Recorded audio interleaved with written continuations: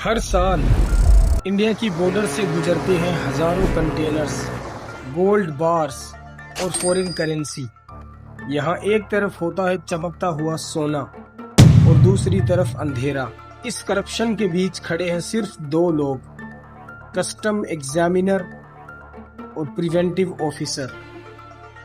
लेकिन सवाल अब भी ये है कि कौन ज्यादा पावरफुल है, और अगर दोनों ऑफिसर ब्लैक मनी लेना शुरू कर दे तो इनमें कौन ज्यादा कमा सकता है।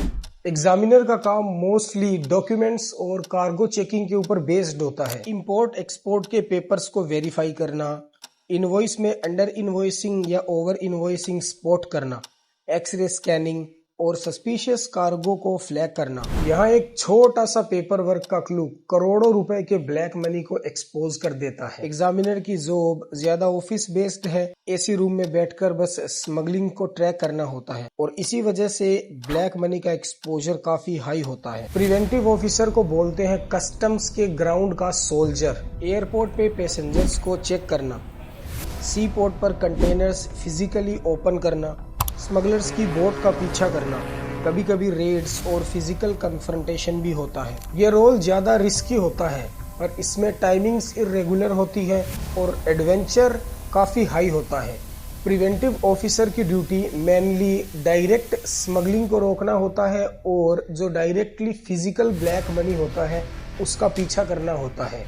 ब्लैक मनी सिर्फ एक टैक्स स्कैम नहीं है, यह है करप्शन, टेररिज्म फंडिंग और ड्रग्स कार्टेल्स की बैकबोन। एग्जामिनर और प्रिवेंटिव ऑफिसर दोनों अपने अपने तरीके से इन पैसों को रोकते हैं। एग्जामिनर पेपर्स में इस काम को रोकता है और प्रिवेंटिव ऑफिसर ग्राउंड पर आकर इन्हें रोकता है। दोनों के रोल्स अलग हैं पर एक दूसरे के बिना अधूरे हैं।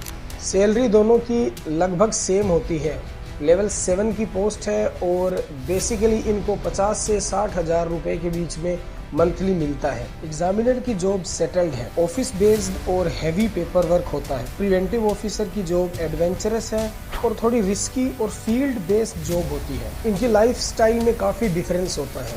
एग्जामिनर का रोल थोड़ा फाइनेंशियली कंफर्टेबल होता है और प्रिवेंटिव ऑफिसर को सारी ड्यूटी ग्राउंड्स के ऊपर करनी होती है, तो वो थोड़ा इसके मुकाबले हार्ड पड़ता है। इसीलिए प्रिवेंटिव ऑफिसर को ज्यादा पावर और ग्राउंड पर ज्यादा रिस्पेक्ट मिलती है।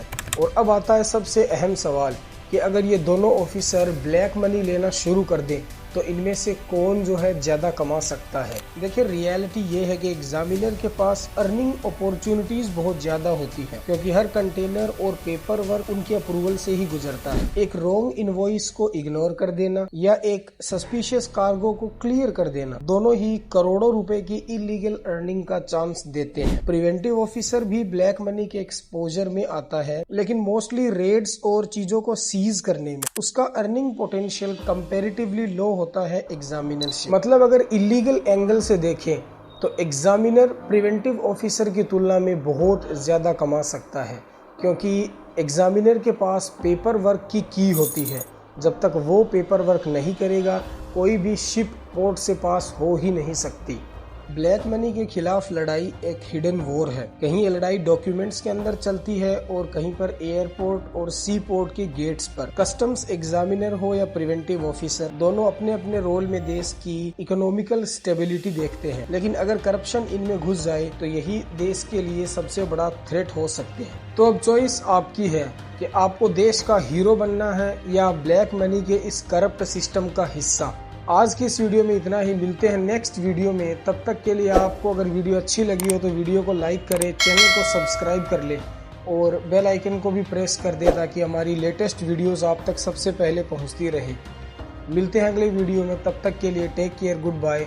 अच्छे से पढ़ते रहिए और अपना ख्याल रखिए।